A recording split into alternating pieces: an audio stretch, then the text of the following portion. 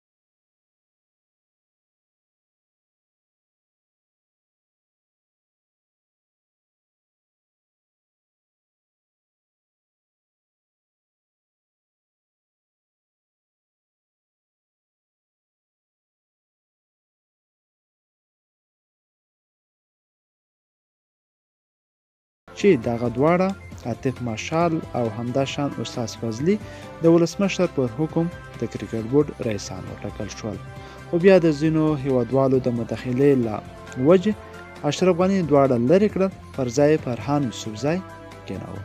چې فرهان یوسفزی یوه کارنامه د ضیا ودان له کوله چې فرهان یوسفزی لوبغاړو ته ویل چې افغانستان ته د امنیتي مشکل له وجې خارجي روزونکي نه راځي.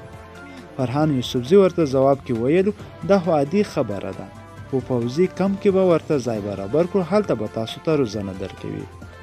نو ملګرو له دې جملې اندازه کړئ چې د یوسفزی او کرکټ فرق ډیر دی که د رولاندو او کرکټ.